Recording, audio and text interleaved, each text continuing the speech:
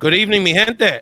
Good evening. This is the Fountain Translation Talk Show, special presidential Democratic debate, night 2, post-debate edition. This is Rafael Collazo. Thank you so much for joining us. Fountain Translation is the talk show. You know, my new hashtag for this talk show is hashtag POC pundits, because this is where you're going to get the conversation you're not getting on basic cable, from a diverse perspective, talking about the political issues and the hot issues impacting all Americans in our country and our world from a diverse perspective. Again, this is your host, Rafael Collazo. This is also a radio show at WPPM 106.5 FM in Philadelphia, hashtag People Powered Media, as well as a podcast you can find on the Raise Latino Talk podcast feed. We have a dream team lineup you can win. This is the dynastic power lineup of power hitters, so we're going to get right into the conversation. Not only about night 2 of the debate, really a wrap-up of 2 days of to me, really fascinating discussions with these presidential candidates. And then most importantly, where do we go from here? Not only with the Democratic primary field, but sort of moving forward with this election cycle over the next year and a half. And again, this is Rafael Collazo. Continue the conversation at Race Podcast on social media. Let me quickly bring in my producer, who's going to mainly be in the cut tonight because we have so many incredible voices and speakers. But again, a great political analyst in his own right and media professional, Elbert Garcia. LB, this was a playoff level ball tonight, my man. Yeah, I mean, there's definitely, people weren't playing around. I think people heard the criticisms from yesterday's debate, and folks really wanted to get at it and really wanted to kind of talk about some of the things that we talked about yesterday, Republican talking points, those kind of things there. So definitely a great time. No, sure. And of course, I know people are very excited watching this on Facebook Live, watch it eventually on YouTube and on Periscope, but they're like, you got a couple legends in the building. Let's first start with the playing left field and leading off, a fantastic journalist, really such a treasure in our leadership community, journalist and political commentator from Washington, D.C., y Boricua, Patricia Guadalupe. Patricia. Hey, thanks for having me on. It's great to be on. This is a lot of this is definitely the kind of thing that makes living in Washington worthwhile, where you start talking about all the political fun times, and this is just the beginning of the race for the White House in 2020. So I'm looking forward to the discussion. Yes, and I can't wait for Patricia's comments on some of these quotes that we had tonight. We had some zingers. And continuing the conversation, again, another journalist, great friend to the show, and a great activist in her own mind, in her own rights, from New York City, Marlene Peralta. Marlene, welcome to the show. Thank you for having me. I'm excited. I'm excited about this debate tonight. We have a lot to talk about tonight, actually. So I'm excited. Mucho sabor, a lot of New York references. Yes, really, a lot of New York people. Oh, yes. Yeah, this was definitely like on the stoop kind of conversation. And our cleanup hitter for tonight, a great friend to the show, the former spokesperson and communications director for Governor Ed Rendell, someone that had very high-level positions in the DNC, and the youngest city councilman in history, York, Pennsylvania, Amoros. Abraham, buenas noches, hermanito. Buenas noches, hermano. Un placer estar presente con ustedes. No, me and Abe always speak Spanish to start these conversations together because they're like, si no, los dos italianos, they're a little dark and they know their politics. Amoros and Collazo, we got to keep it real. We got to keep it funky. LB, before we get into this conversation, hey, we're going to talk about all of it. We're going to talk about big picture stuff, winners and losers. Where do we go from here? There was a lot of spicy conversation. Elbert, remind people that may be watching this live how they can interact with us during this conversation. Well, definitely they can interact with us here on Facebook. Drop those comments down. We can see them using this, our new folks and friends at StreamYard.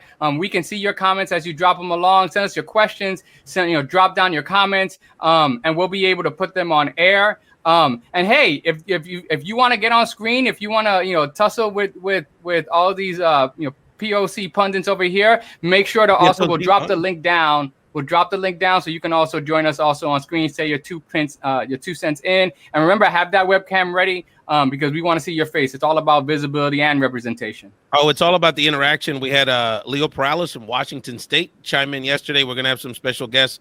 We'd have announcements of things that are coming up in the coming days, so they'll be joining us later on the show. But let's get to the sort of big takeaways. We're going to talk about winners and losers in a second. But I just want to start with my sort of opening statement about what I see as the big picture of this, and then we'll go to our esteemed panel.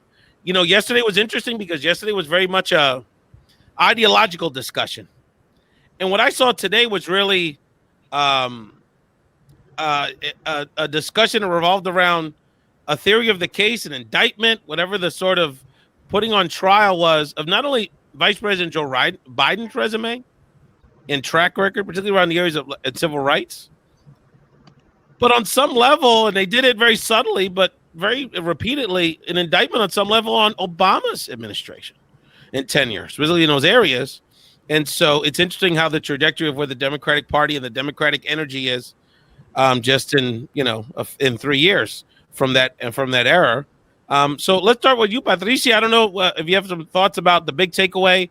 If you think I'm totally off base, what did you see as the big takeaway from tonight's conversation? Yeah, I think the big takeaway is definitely what you're talking about Joe Biden, where he basically, he knows that he's the vice president for President Obama, who didn't have a very good record on immigration, obviously not as bad as Trump's. But, Obama was called the deporter in chief, and they went after him. And he did, I thought, kind of a bad job on immigration by saying, people who come here crossing the border illegally, even though unless they ask for asylum, he kept hammering away on the illegal part of it. And I thought, this is not winning points with the communities out there that are really concerned about this anti-immigrant fever that has captured the country. And I don't think he really did a good job of trying to explain himself on that he was basically trying to be a little bit more to the right of everybody else, and I don't think it worked. It's interesting because while he was defending himself and trying to move left on criminal justice and those issues, he went to the right of everyone else clearly than even he was a month ago in the structure. Right. That's how it came off to me. So I thought, and there was a lot of pushback on the energy in social media. I mean, and that people picked up on that immediately. Fernando Trevino, a Mexican activist in Philadelphia who just ran for city council here, said, did he just discuss us as illegals and this process being illegal? So very provocative language, very general election type language. Yeah, exactly. And I thought the same thing too when I was hearing it. I thought, wait a minute, what did he just say? Because I mean, he has some issues already that are going to come back to haunt him, not just on immigration, but on the assault weapons ban, which he was in the Senate when that passed and they put an expiration date on it. There's a lot of things that they can go after him. And you would have thought that on immigration that he would have been a little bit friendlier about it. And when I heard that, I was scratching my head, just like so many people on social media are saying, what the hell was that? His response to de Blasio's question was interesting. De Blasio was like a better moderator than candidate today. He had some really good questions. But that his question to Biden stating, when Obama was truly the deporter in chief, deporting more people, primarily Latino, than even Trump has had a chance to do yet. His response was, basically it's between him and I. I don't think that's going to satisfy people. Let's bring Marlene Peralta in this conversation. Marlene, did you pick up on that? Do you think that his language and his explanation of his immigration policies is gonna do damage with him in minority communities? Yes, I mean, and I think the other candidates actually took that chance and that opportunity to get to him on that. Like Cory Booker, mentioned that oh yeah, you're supporting Obama all this time, and now you only pick issues when it's convenient. When it becomes immigration, he didn't do a good job. I mean, the fact that he mentioned PhDs, immigrants with PhDs, and how we have to favor them. I mean, that's actually the Republican talking point that he was criticizing the whole night. So yes, he's definitely gonna come back to bite him. Yeah, Marlene, that was terrible. Yeah, Marlene, do you think even beyond that, the beginning, the first half hour or so of the conversation was really, it almost felt like a Harris-Biden debate, right? And I think with even healthcare, she got some blood on him, and that sort of continued throughout the night. Then other people jumped in, Booker, de Blasio, and others. So do you think Biden overall takes another step back? And do you think that helps Harris? Because I'm a little conflicted as to how much tonight helped Harris. I definitely think it helped knock down Biden a peg, but she got and we'll talk about Gabbard and other characters later, but she got hit banged on a little bit too. Yes, I think she didn't do a good job, on her healthcare plan. She looked too defensive from the beginning, and she kept coming back to Biden, kind of, giving her answers of why her plan is good, and she did not look confident at all. I don't understand what happened there, but he actually took advantage of that, and yes, the fact that she kept coming back saying, even if when she was asked all the questions, she's like, oh, but my healthcare plan is trying to include everyone. That just did not look good. Let's bring someone into this conversation, Abe Amoros, who I know has worked very closely with Senator Biden over the years, and someone that has collaborated with him. Abe is someone that is an executive in the labor movement. So he's someone that I find it ironic, Abe, because part of the dynamic here, which I'm sure you are very cognizant of, was, and I think especially the minority observers are going to find, he definitely got bloodied to some degree, but part of the dynamic was he's someone that sort of lapsed the field and experience in this crowd for the most part. So what was your take on this dynamic? I think he certainly looked better and looked like had more of a spirit and had a better tone than the last time. He was a little unprepared and sheepish. So what was your take on Biden's approach to tonight? Do you think he got hurt by tonight's debate? He was more aggressive than the last time. He promised that he was going to take the gloves off, that he wasn't going to give anyone a pass, no matter how minor the topic was. He kept to his word.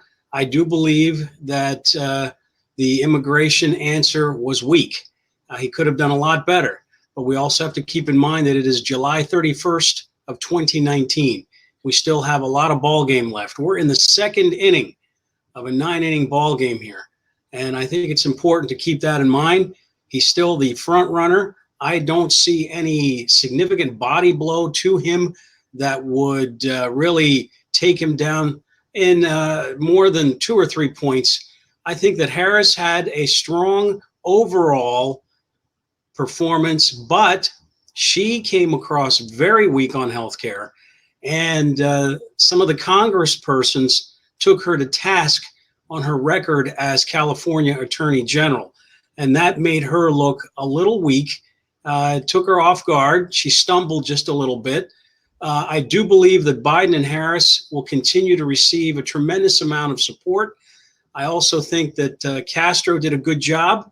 Governor Inslee did a good job as well. And Senator Gillibrand, she got in some good knocks too. And one of the best lines of the night, having to Clorox the White House when she gets in. So I do believe that Biden is still the front runner. I don't think it's going to change dramatically. He still has a lot of time and a lot of opportunity to get his message straight to Latinos, because what I heard tonight was disconcerting. I didn't care for it one bit. Abe, I want to ask you a question. Part of it's almost like the second night candidates have had an advantage kind of playing off the first night. So a lot of the critiques of the group that won yesterday was that, they're too focused on this ideological pissing match inside the party, and they're not focusing on the big prize with Trump. A lot of them seem to sort of react to that. Do you think that Booker got into this, and there was some other candidates that sort of tried to reference back to, hey, we may have disagreements, but we're all better than Trump. So, do you think that they sort of properly put Trump in the context of this primary context more effectively today? I do. Anyone who watched that debate intently, like we did, came across with this final observation. Every single Democratic candidate has more substance in his or her left hand than Donald John Trump has in his entire body. There's no question about that. Secondly, it was smart to focus on issues rather than attacking him, although I did like the jabs as it related to the white nationalist. I believe that Governor Inslee was the one who said that.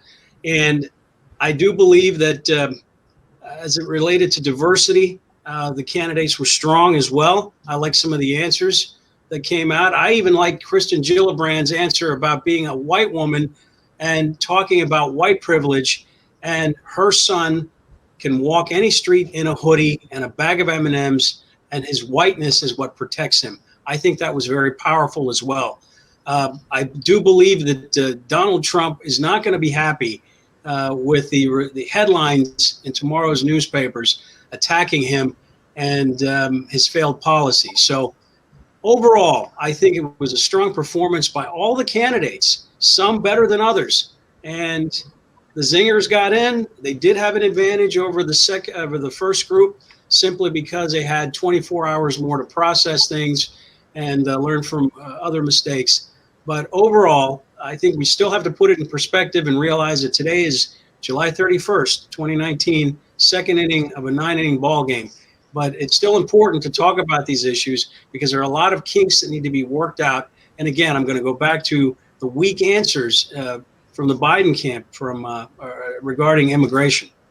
I want to go back to Patricia. Patricia, Marianne Williamson got a lot of high fives and support of pushing back on the other candidates for sort of delving into deep policy discussions. Mm-hmm. Do you think that tonight, even though it was spirited and there was a lot of substance, like Abe said, do you think that this tone and this direction that the candidates are going to click with people? Because, I mean, to your point, Abe, you said that, of course, all these people are much more qualified and more substantive, but the resume wasn't the problem for the last candidate, and the resume is not the issue, frankly, to a large degree for our favorite right now. It revolves around messaging and other issues. So, Patricia, do you think this field is going to click with people? What's your take on what you think people are going to get out of this discussion tonight? Well, we have to keep in mind that this is the beginning of the primary season. So they have to appeal to primary voters, not general voters, not the general election voters, because the people who are going to be voting in the primary are going to be the Democrats before the general election. And so what is going to happen next is the next threshold for the next debate is going to weed out some of the candidates because they have to reach a certain threshold of in the polls of approval and also in donations. So this was probably the last chance for several of the candidates to be seen on a national level, because the next debate is going to be with some of the candidates that have a higher percentage of support and of donations. And so right now, what they're doing is basically sort of looking at what are some of the issues that they're going to be most concerned with, rather than if they're going to appeal to a particular set of voters. Because right now we're just looking at the primaries, basically. That's right. And I believe 6, maybe 7. I know Yang has actually gotten really close if he hasn't actually already qualified. I think there's a good chance, especially post the attention Marianne Williams is getting, that she may be able to sneak in there. But yeah, we probably won't have more than 10 to 12 candidates in the next set of debates. That doesn't mean people have to stop running, but because we have a handful actually that are running now that you haven't seen any of these debates, like Seth Moulton and Tom Steyer and some other folks. But you're absolutely right. This definitely was a last chance, certainly for a few of them. But Patricia, let me stick with you. Who do you think were the big winners tonight in tonight's debate?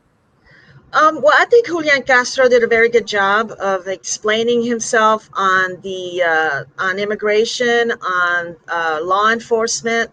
I think that he pushed back on Vice President Biden, and I think that he's starting to gain a little bit of ground in not being in the first debate where he was not known by a lot of people outside of the Latino community, and this was a chance for him to look a little bit more appealing to more people, and I think that he did a much better job than anybody would have imagined. Julian, I think I agree with you. Generally strong performance, and I almost feel like, and we'll talk about it, and especially with some of the other more obvious examples of this, I almost feel like with these debates, I'm watching cycling, and if you follow cycling, you know that they kind of play in teams, and so some people I'm just a drafter, and I'm here more to get in other people's way than have you win, and I almost feel like Julian's sort of lining up to somehow align with Warren, talking about this leadership kind of mode, and then there was some other obvious ones. There was a couple of consigliaries there that were there to knock some people out. Marlene, who were the big winners for you tonight, Marlene? Yeah, I thought I was also impressed by Julian Castro. I mean, I think he took, the opportunity to hit hard during the debate. I mean, I love that he took advantage of de Blasio's hecklers, right? Yelling justice for Garner about, the officer Pantaleo, right? And I think he took that opportunity to say, I'm the only candidate here with actually a criminal justice plan. So he really rolled with that, and that I think that really helped them. And he was, I don't think he was. We didn't hear a lot or as much as I would have loved to hear from him. But I think when it was his turn, he really took advantage. Who else? Yeah, and to add to that, he was really the only candidate that mentioned Puerto Rico, right at the top. And we all know what the situation in Puerto Rico is right now. The island government is in a big crisis right now, and he was the only one to mention that. And really, in both debates, yesterday and today, there was absolutely no mention whatsoever of any Latin American issues except for this one opportunity that Julian Castro mentioned Puerto Rico, and that was it. Unbelievable. Yes, and who else do you think, Marlene, impressed you? Who else? Give me another winner for tonight. Well, I think overall Julian was kind of my winner, but I think all the people did take advantage of time. I think, Tulsi was also another person who took advantage of the criminal justice discussion, right? Really hammering Kamala Harris about, the people she prosecuted when she was AG in California. So it was a really a good moment for her, even though we didn't hear much again, from her throughout the night. Even Cory Booker, really had a few very interesting things to say, with the Kool-Aid a comment that he made. Hold on. I screenshotted that quote. Hold on. We got to read this one. I would love. Yeah, I think he said like you dip into the Kool-Aid and you don't even know the flavor or something like that. Quote. That was a throwdown. Oh, that was a big one. I know Abe knows about Kool-Aid. Abe, what's your favorite flavor of Kool-Aid, brother? Main Streets of York, Pennsylvania, brother. Great. That's hilarious. So, or anything with alcohol in it doesn't matter. There you go. That's right. You'll never know what's in this Kool-Aid. Abe, don't mess with anybody from Newark, man. That's right. Abe, who's your winner? Give me a couple winners tonight, brother. It was I'll give you a couple winners. And first of all, I have to agree with Patricia. The fact that Julian Castro came out with Puerto Rico in the opening statement, I thought was strong. And I really thought that was going to set the tone for the evening. I was very disappointed when Puerto Rico was not mentioned again during the entire debate. And to Patricia's point, basically, no issues really outside of immigration, which is about how to incarcerate us on some level. That's the debate: how to incarcerate us and how to punish us. No mention of the recent TPS bill for Venezuela. Other than bringing it up in the context of Castro's plans and other candidates. No mention really how to deal with this. You could argue it's as much, especially in Guatemala, a climate change crisis as much as a crisis of a dysfunctional government. There was no mention of those sorts of issues. Then he mentioned there's a lot of it getting into foreign policy, which I'm sure Tulsi wasn't happy about. So any other winners besides Julian? I see a consensus here building. Any other names in your mind? Yes, in my mind, Governor Jay Inslee of Washington, I thought did a fantastic job in terms of climate change. I also think he did a marvelous job talking about healthcare in the sense that he brought physiological and mental health and tied them together. I thought that was well done. I also liked his answer on refugees. He said he was the first governor to ask to have Syrians brought into the state of Washington who were seeking asylum, which showed his humanity. I thought he was calm. I thought he was calculated. I thought that he struck the right tone and a magnificent contrast to what we have in the White House in terms of ignorant, narcissistic, bombastic, etc. So I think he did very well tonight. Let me ask you a question about Inslee, Abe, and I think it speaks. And you're watching you talk about some POC pundits that know what they're talking about. Patricia, Guadalupe, Marlene, Peralta, and Abe Amoros, and your host, Rafael Collazo, and Found in Translation talk show. Abe, I hear you. And we've been very Inslee friendly here on the show because of his resume, because of what he's accomplished.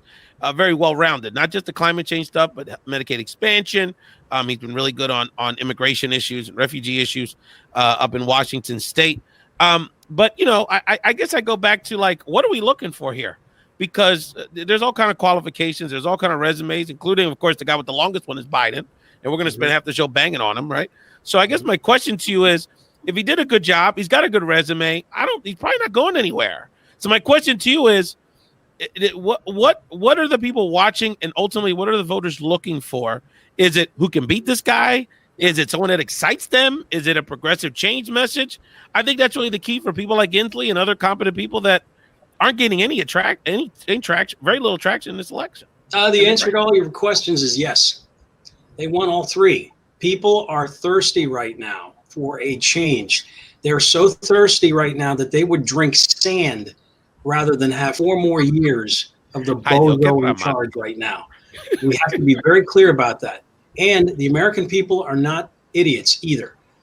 On the Democratic side, they're going to pick the person they think has the best chance of defeating Donald Trump, whether that's Biden, whether that's Harris, whether that's Castro, whether that's Booker, Warren, Sanders. It doesn't matter. Right now, all of those names, head to head, are either way ahead or within the margin of error on every major poll in America.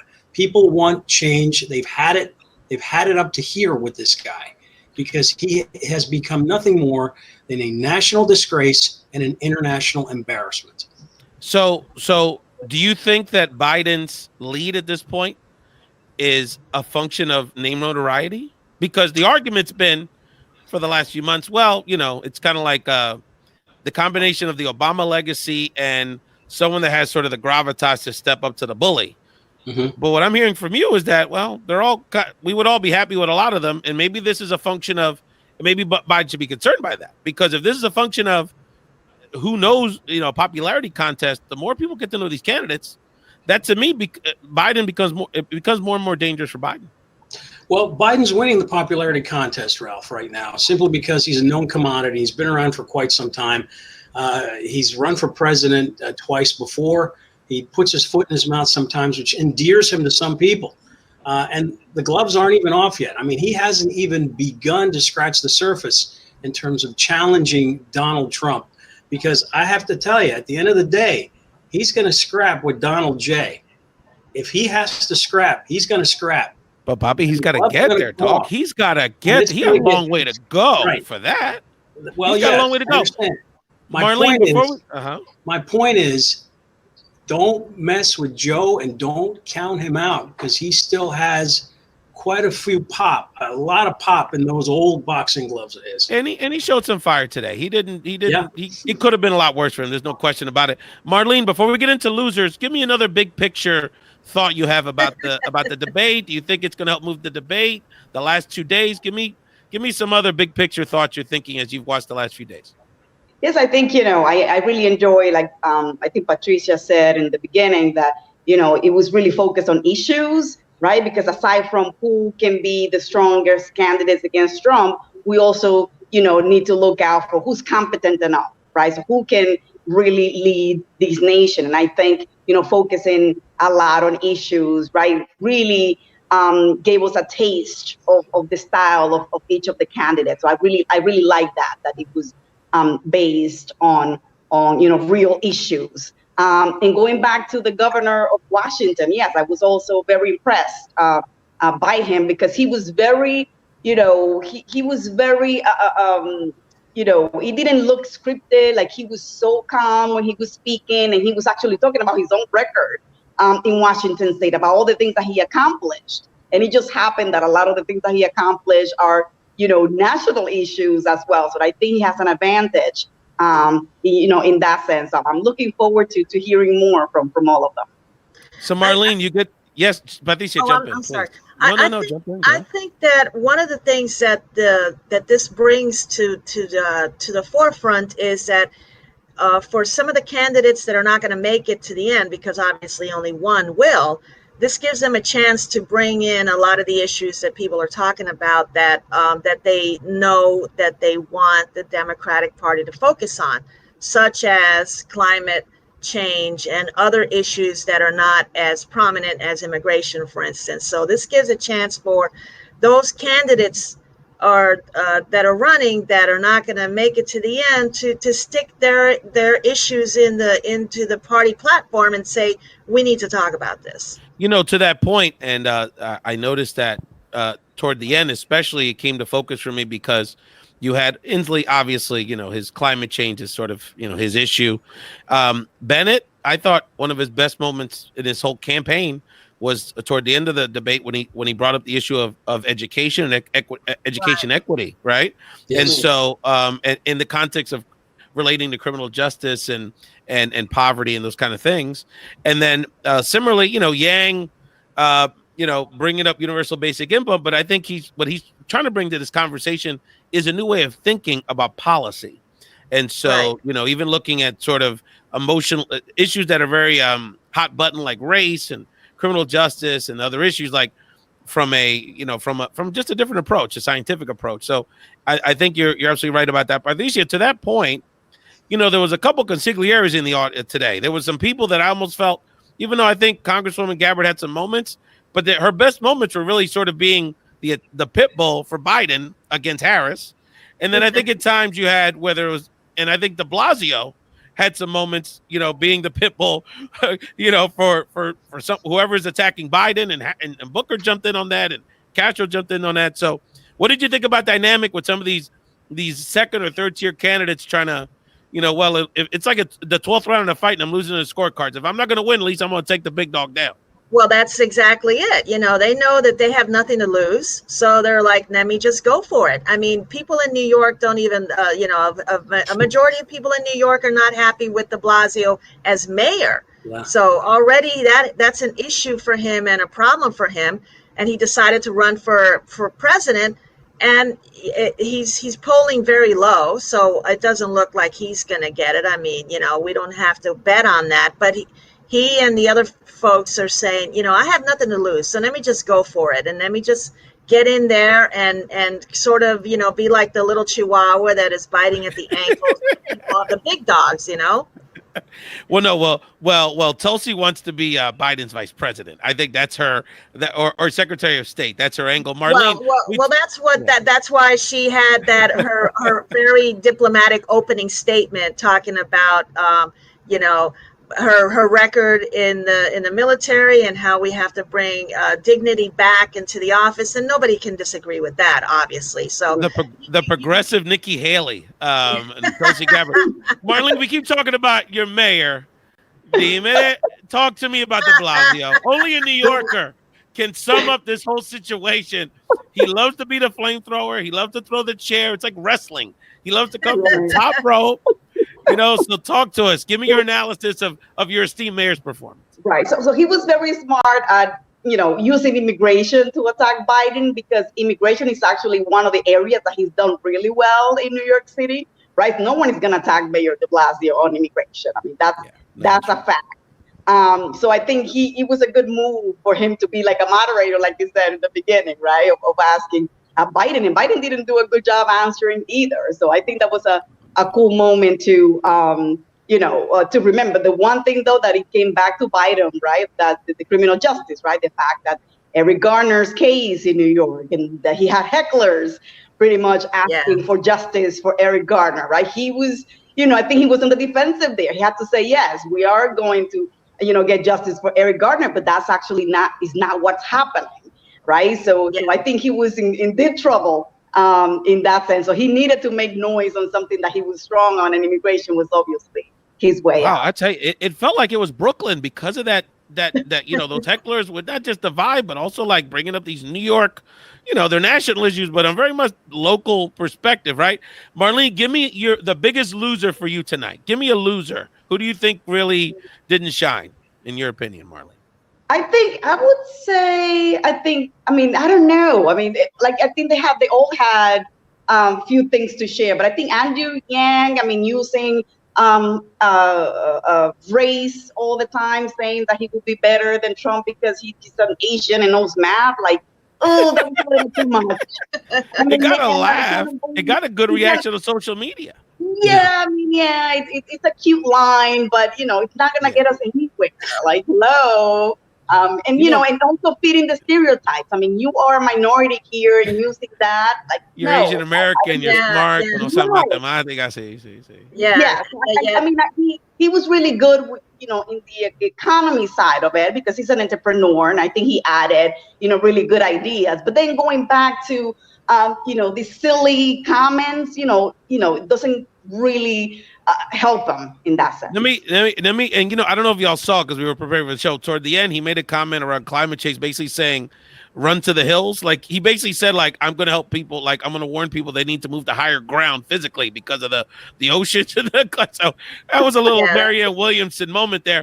Yeah. Marlene, the person I wrote down for that, the first one I wrote down was one of your another esteemed New York elected official, Kristen Gillibrand. The only one that looked like she wasn't paying attention. I text Elby that maybe she had an extra Xanax before the show, because she literally was not paying attention. And that, to me, it's a moment. But I know she got a little fire in her belly toward the end. But how do you think Senator Gillibrand did? Because I don't know. It doesn't just seem like, to me, her campaign's going anywhere. Right. Yeah, I think she was one in the bunch, right? Like, she didn't really stand out at all until she made that line about being a white woman, right? And using her privilege to help. And I think that's something that she had written down to say at some point during the night. And that was her chance, right? To say something. But yeah, she wasn't really engaging. I don't think she didn't bring anything really out of the ordinary in the discussion. So yeah, tonight was not her night. Yeah, no. And it was interesting because Gillibrand has sort of played this woke card the whole time.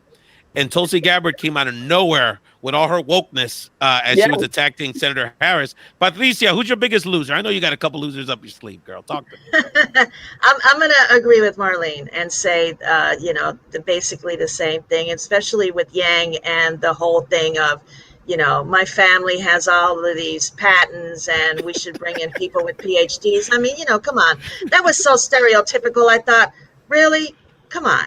That was almost annoying to hear, because it played right into the hands of all of the racists out there that say, we're okay with immigrants, especially the Asian ones, because they all have PhDs. That was just ridiculous. I didn't like that at all. Interesting how you're not saying, because the first debate, the widespread, the consensus was, including on the show, was got banged. He got banged harder this time, and more in a well-rounded way, and from different people. It wasn't just that one woman with Kamala Harris. I guess there wasn't like one seminal burn. There was a lot of burns, though. But I'm not hearing that you feel like he took a big hit. Do you feel like Biden was able to take the blows better this time?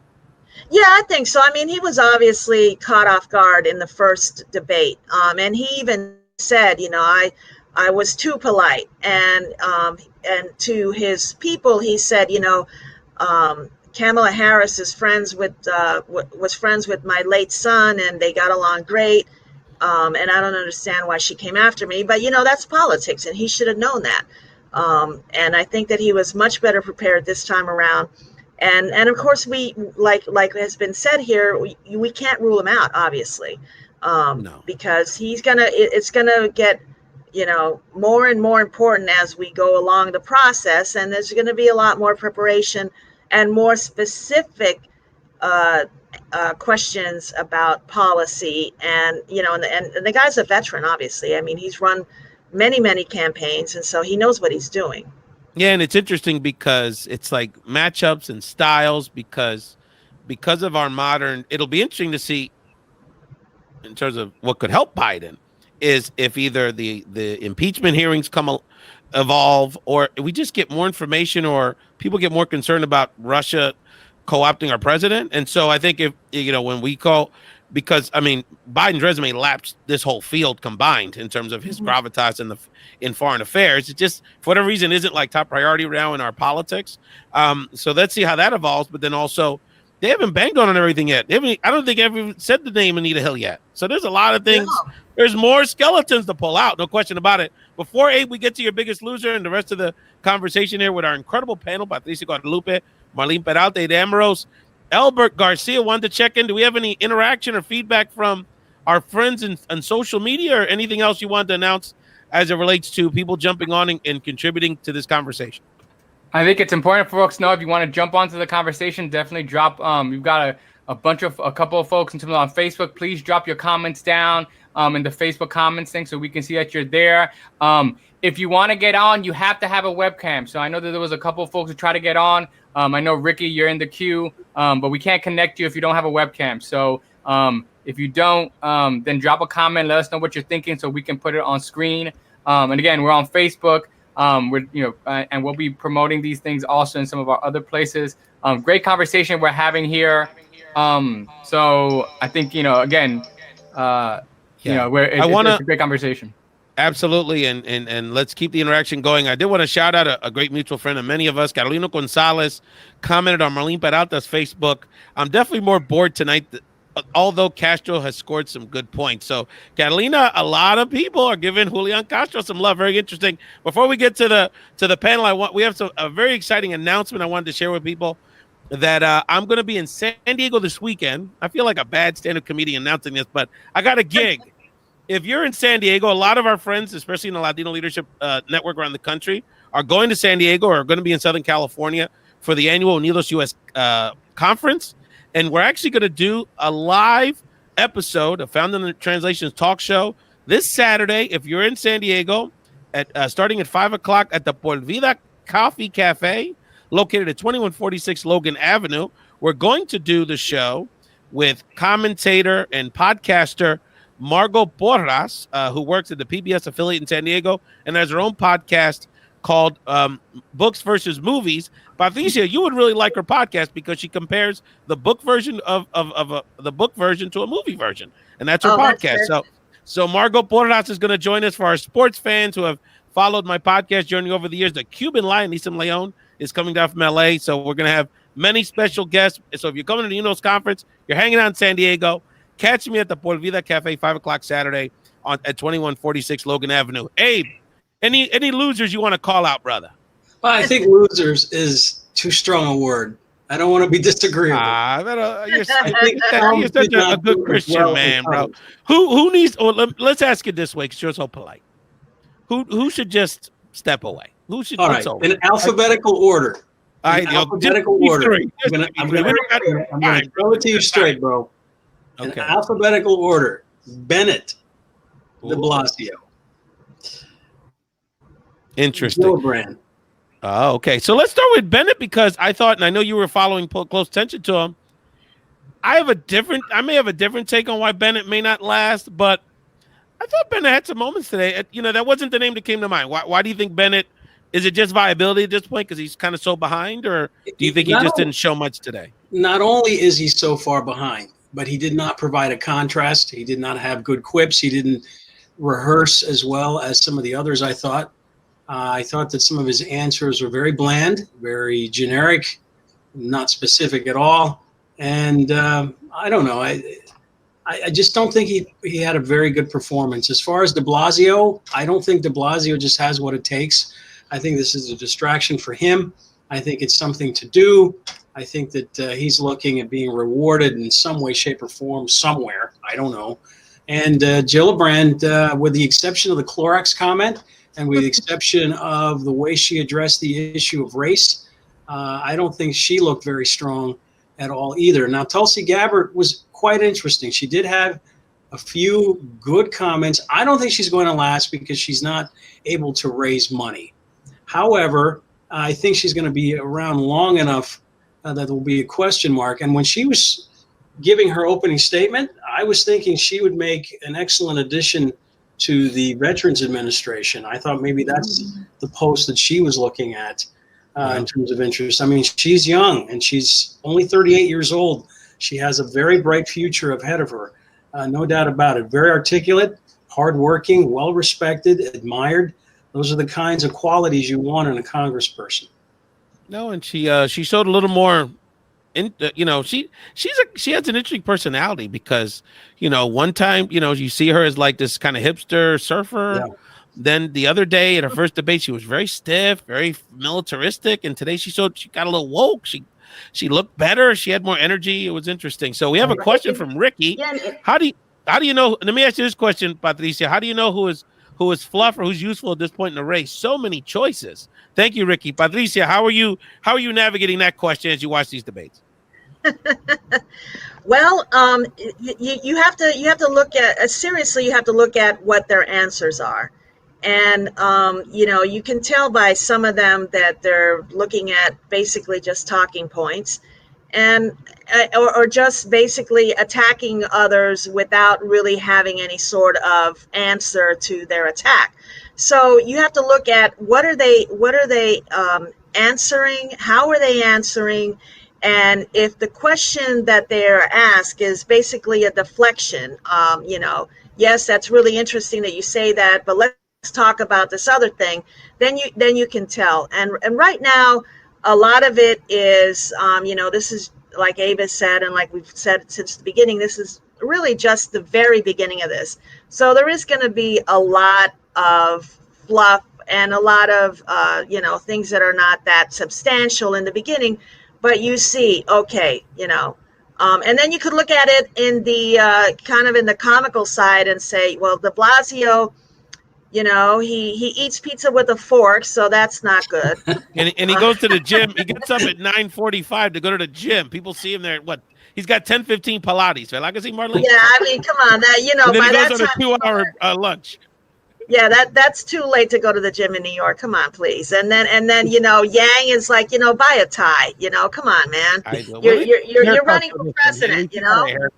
He did some push-ups. He looked a little buffer in his shirt. I have a couple things that I'm going to take it to Marlene for her thoughts.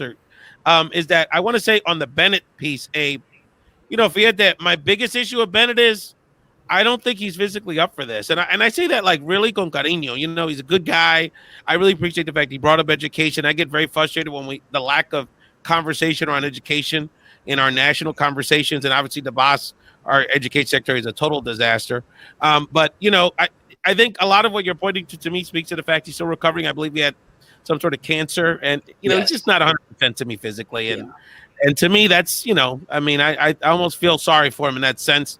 And then, you know, as it relates to Ricky's question, I think, look, I mean, there's some people in this race, like a Yang and a few others that I think have even been at times that have good ideas.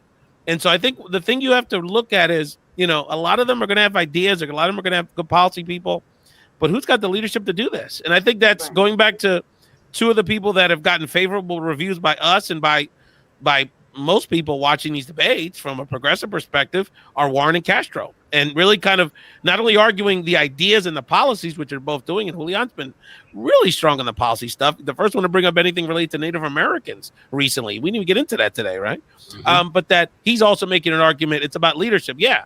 My take on how to deal with immigration is unpopular right now, but it's about leadership. And so I thought that was one of his strongest moments. And again, I posted a picture with his twin brothers, a congressman. I know all of us on some level have worked with the guy. I think we're all kind of pleasantly surprised how strong he's been in general. So much respect, Julian. Keep doing what you're doing. Marlene, just any other thoughts you have? I mean, the issue flow was interesting. It was basically what we expected. They do healthcare, then they do immigration, then they do criminal justice, then they get into a few other things. Any other thoughts you have about the issues in particular that stuck out to you during the flow of the conversation? Well, I think, you know, a lot of the issues were really focused on the impact of, you know, the minorities, right? Like criminal justice, right? Immigration, right? It's all speaking to people like us. So I think that made it also stand out. And I feel like, you know, candidates really try to answer all those questions. And going back to Julian, I think he knows really well what his role is, right? He's the only Hispanic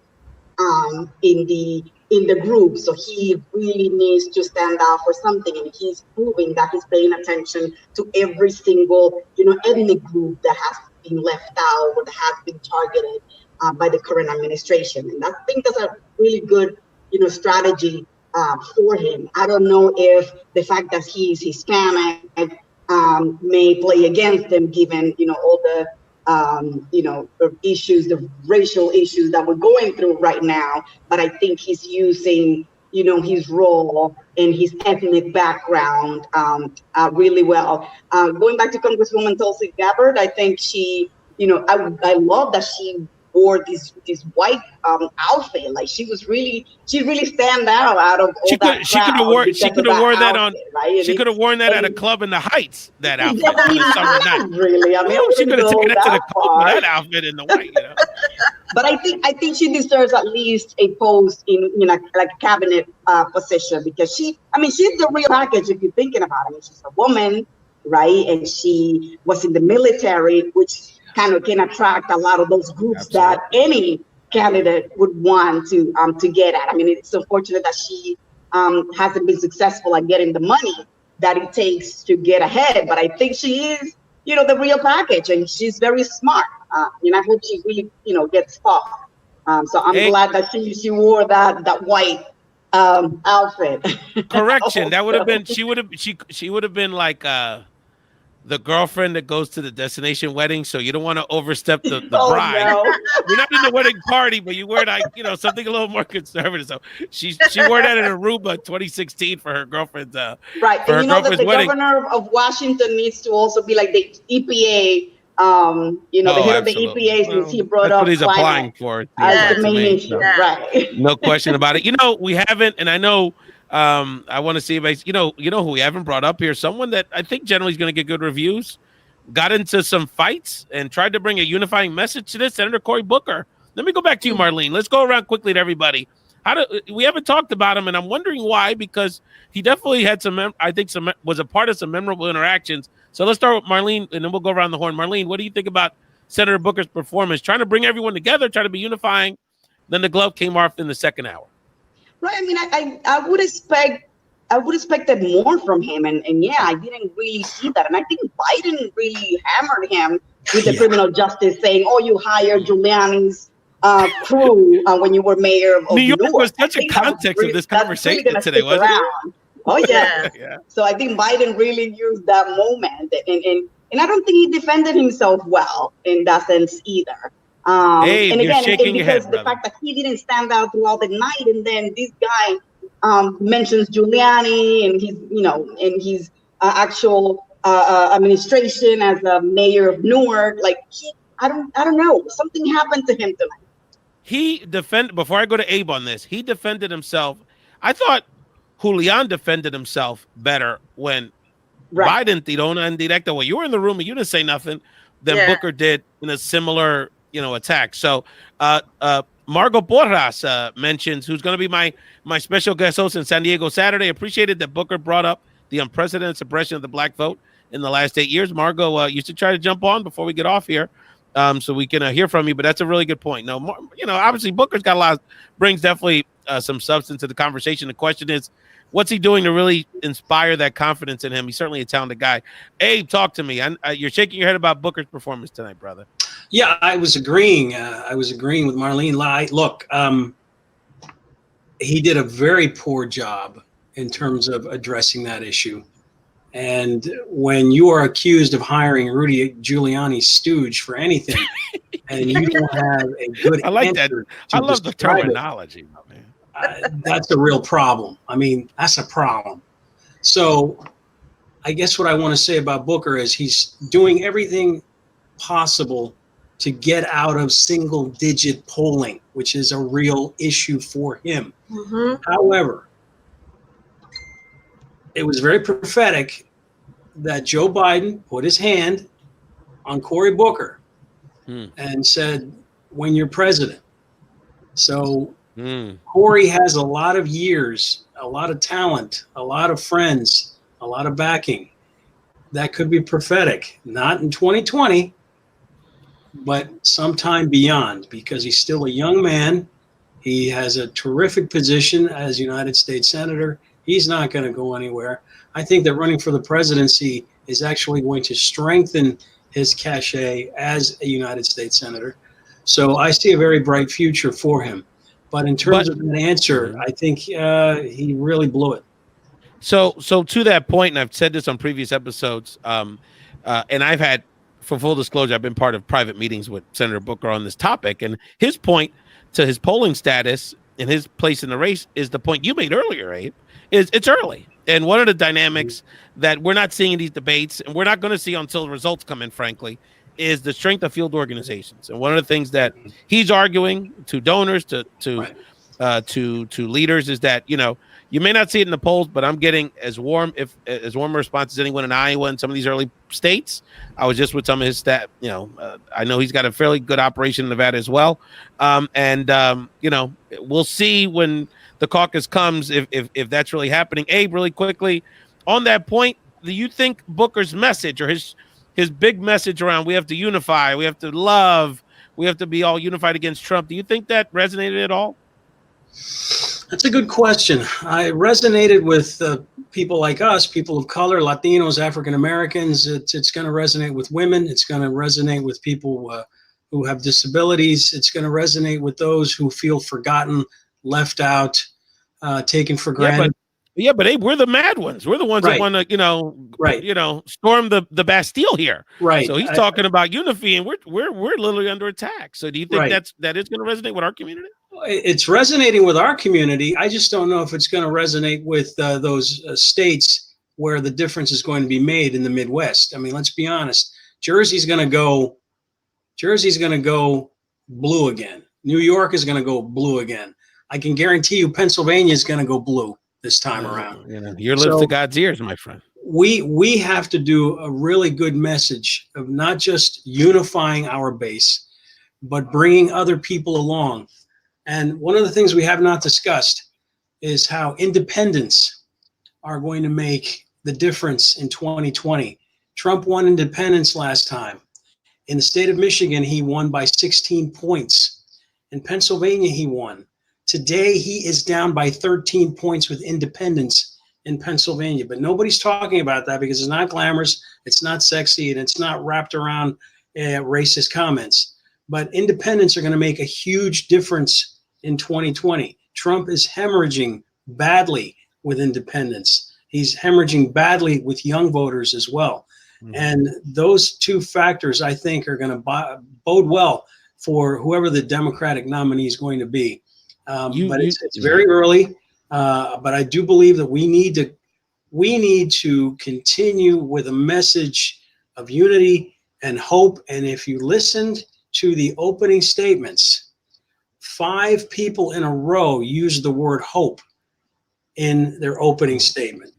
I think everybody on that should use the word hope, because right now it is hope versus fear.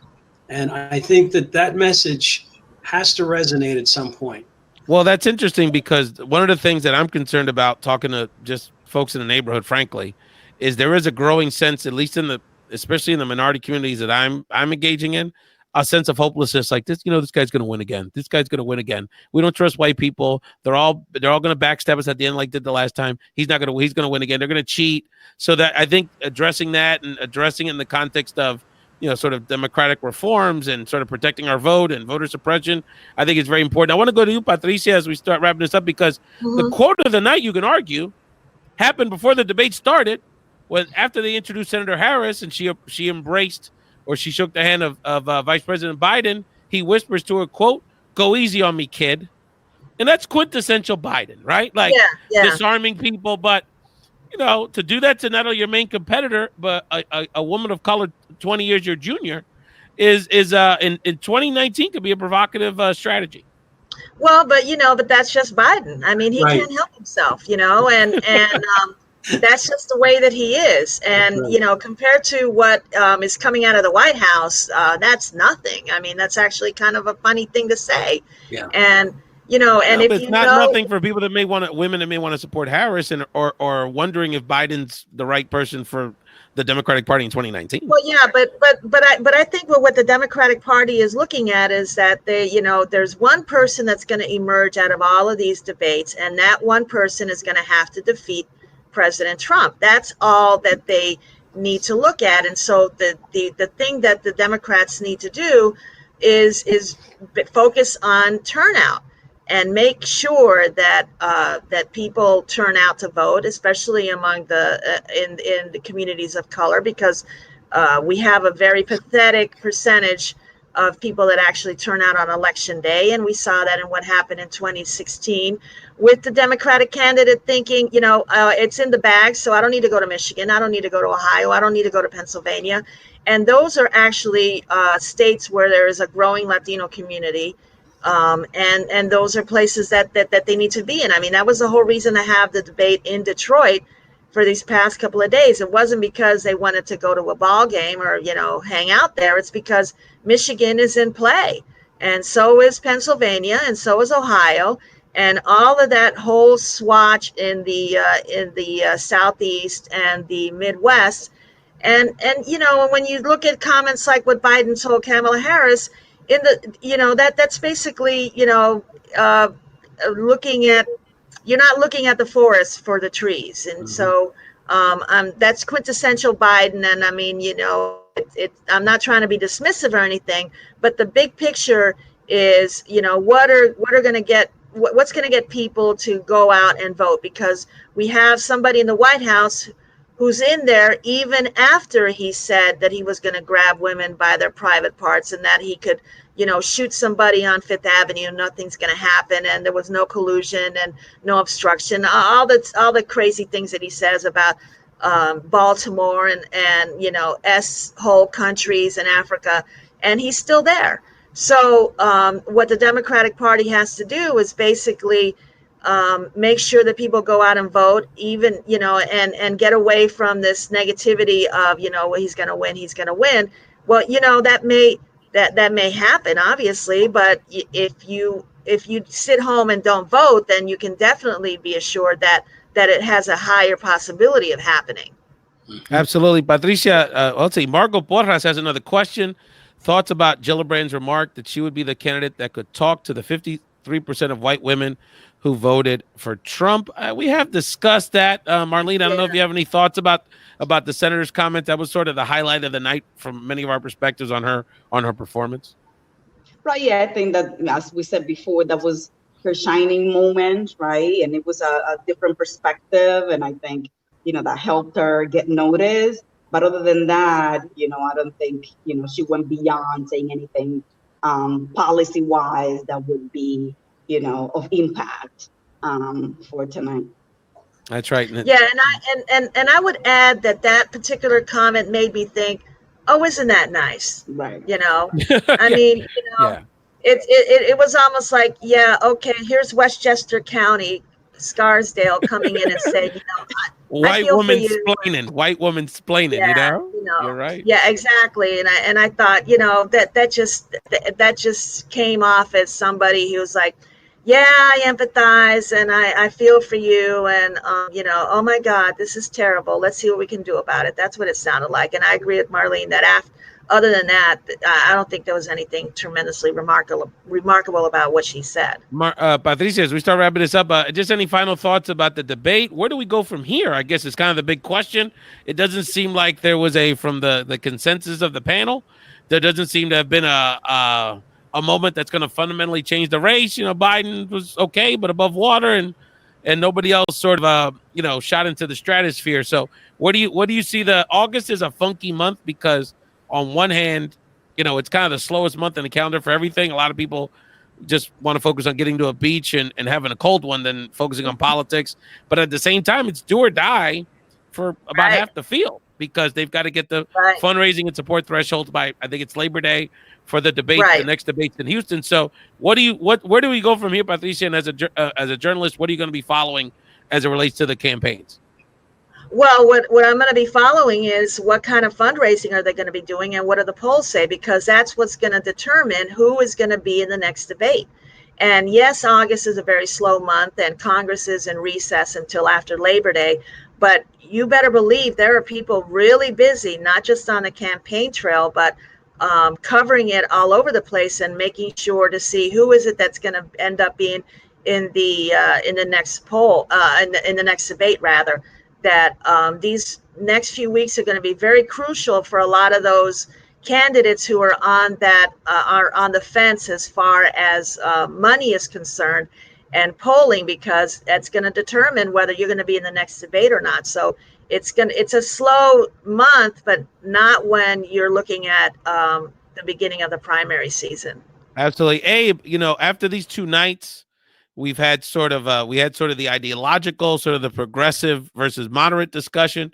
Night 1, this had a whole different flavor. It's more about personalities, leadership, an indictment on Biden. Started becoming an indictment on Harris and some other dynamics. So I'm interested to get your take on how do you think the ideological debate is going to continue in this process in the coming months, where it may not be in a format of debate, but we're going to continue talking about healthcare and some of these other hot button issues. I think it's going to be less about ideology and more about policies. There has to be a sharp contrast as to why there needs to be a change in leadership. Healthcare is at the top of the list. Jobs, the economy, immigration, these are all hot button issues that are more important to voters rather than ideology. And of course, everybody identifies as something, whether where you're at on the political spectrum, I think is going to coincide with where you stand on policy issues. But I really think that one of the flaws in the 2016 election for Hillary Clinton is that she put too much stress on ideology and identification rather than issues. And there was a lot of frustration out there from the ham and eggers, blue collar workers, whether they be white, African American, Latino, Asian, doesn't matter. Not enough on policy, not enough as to why I need to be with you. I need to know that you're with me.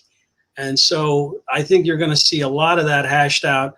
And that's one of the reasons why I was very pleased to see so much substance being thrown around tonight.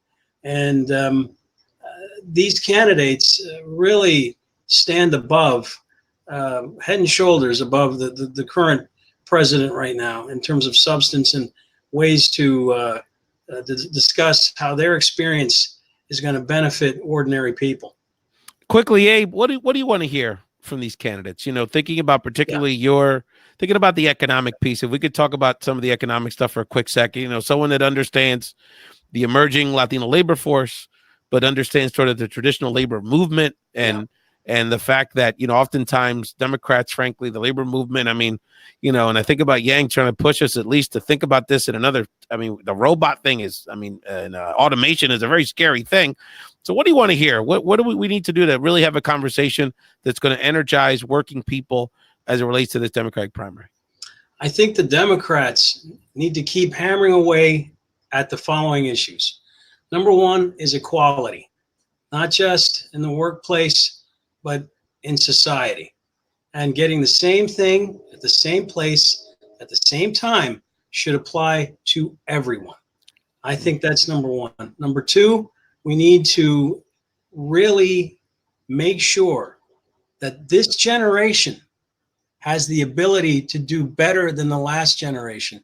Sadly, that is not the case for my daughters right now.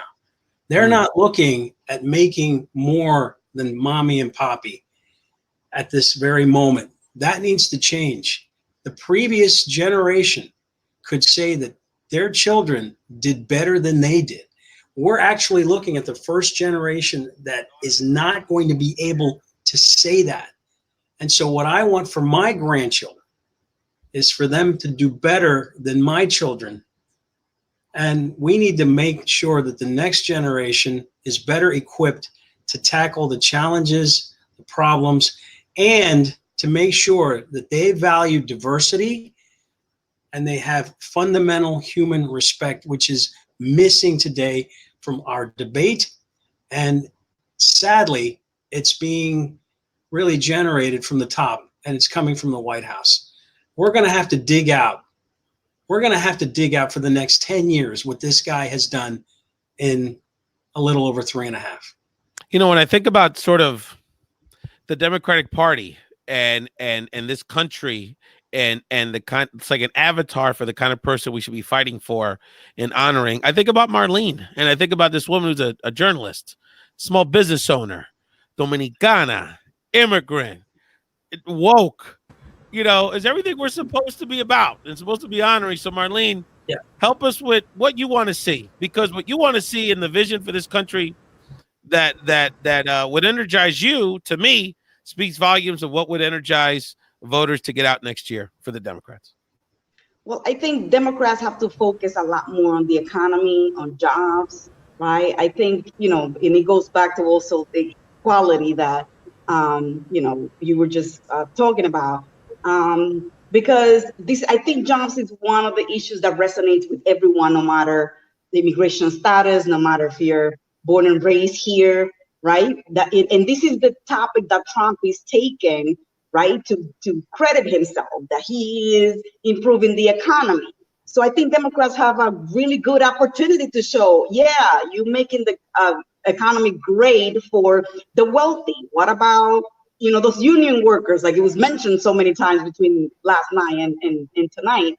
And what about people still working 2-3 jobs in order to make ends meet? I think Democrats need to take advantage of that and come up with plans and alternatives to how they're going to change that. Absolutely right. Marlene, any other issues, whether it's with the debates or other things you're either covering or hot button issues in New York? Anything else you want to share about other news items that you're following closely with your work and your business? Well, I've been working. I just did an article for City Limits in Espanol in New York City about the struggles of the senior population, particularly of Latino seniors, right? Because these are among the poorest groups, not only in New York, but also in the nation, right? What are we doing to make their lives better? And that goes back also to the economy. What can we offer to low-income communities? I'm also paying a lot of attention to climate. I'm actually trying to start following, what's being done and what are the, what the candidates are bringing to the table. So that's why I'm paying very close attention to the governor of Washington, to Ainsley, because he really spoke a lot about the issue. Surprisingly, making that his top priority. So I want to learn more about that too. Well, Caribeñas know how to recycle, because there's plenty of mantequilla boxes in my refrigerator that have all, I if there was a nuclear attack, I'd be good for several months because of the recycling effort going on. I want to give Patricia the last word. Patricia, before I get to you really quickly, because I want to get give us a quick update on what's going on in Puerto Rico before we wrap this up. And wanted to, Kim Lamberti, one of our local Philadelphia Puerto Rican leaders, and Ana Montañez reached out to me and said, Ralph, please let people know the advocacy on Puerto Rico is not ended. There's continue to be activity throughout the diaspora, but this Friday in Philadelphia, 5:00 at 4th and Lehigh, there at the park, we're going to celebrate hashtag La Primera Victoria. We're going to continue to push. That will be at the moment where there will be a formal transition of power to the next governor, presumably the recently installed or tentatively installed Secretary of State of the island, the former resident commissioner Pedro Beluisi. That's going to be very controversial. So if you're in Philadelphia, continue to support the local advocacy efforts at the La Primera Victoria event this Friday, 4th and Lehigh in North Philadelphia. Patricia, give us a quick update, your thoughts about what's going on the island and what else you'll be thinking about as it relates to continue to monitor and support the advocacy going on in Puerto Rico.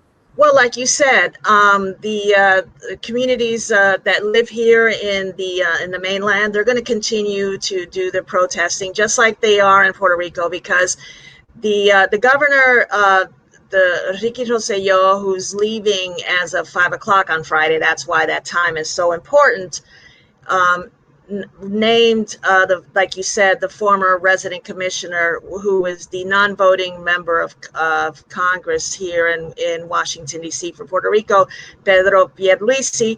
And even before he was formally named, there were rumors that he was going to be named, and people in the legislature said, I don't want him. Part of the problem is that he works for the law firm that is advising the Fiscal Control Board in Puerto Rico that was named by Congress to help them deal with the enormous bankruptcy issue that they have down there. And his brother-in-law is the director of that Fiscal Control Board. And so that, right there, there's an enormous conflict of interest. And the Senate President, Tomás Rivera Schatz, who he himself has expressed interest in being governor, says, I may not go ahead and vote for him. And they're in the middle of these negotiations. And if he doesn't become the next interim governor, and it basically, I say interim because it would be until Rosselló's term is over next year, then the Justice Secretary, Wanda Vasquez, who has her own problems related to this whole mess down there in Puerto Rico with the allegations of corruption and fraud, would be the governor, although she says that she doesn't want it. So right now, everybody's sort of holding their breath to see what happens on Friday. Well, actually, what happens tomorrow in the legislature in Puerto Rico to see if they end up green lighting Pierluisi. And most people in Puerto Rico are saying, well, they don't really like him, but he's better than all the other ones. And he has promised that he's not going to run for governor, even though he had in the past. So this is a way for people to sort of start out on a clean slate. The idea of Rivera Schatz having any more power in this whole situation is frightening. And my fear is that deals are being cut around. Well, you take it now, and then you support me later. There's a lot on the island, a lot more to do. And I know we're going to stay vigilant on that, not only as activists, but covering it in the case of you and Marlene, of course, Patricia as journalists. So I want to thank all of you. This has been fantastic. Unlike those pundits on basic cable, those elitist types, very high maintenance.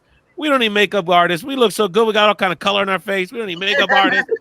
We don't need producer. Well, we don't need people with cue cards. We don't need commercial breaks. We could have done this for 3 hours. I mean, we just got so much endurance. We are so excited. I want to really thank you all. It's the East Coast. It is getting late. And I just want to thank Marlene Peralta, Amoros, and Patricia Guadalupe, and of course, our producer, Elbert Garcia, for a fantastic, spirited conversation. And if the candidates had this kind of energy, this kind of passion, this kind of insight, this kind of sabor, this will be a landslide. So take notes, people. And for those watching, Margot, Ricky, and everyone, really thank you so much. And again, catch us in San Diego Saturday night, 5 o'clock Pacific at the Por Vida Cafe. And we'll also be on Facebook. So if you're not on the West Coast, you can catch me in this event is actually going to be in Chicano Park. You can't get more West Side than I'm going to be this weekend. So thank you all, familia. Elbert, take us out and have a wonderful evening, familia. Thank you. Thank you. Thank you, guys. That was fantastic. Really appreciate it. And we're posting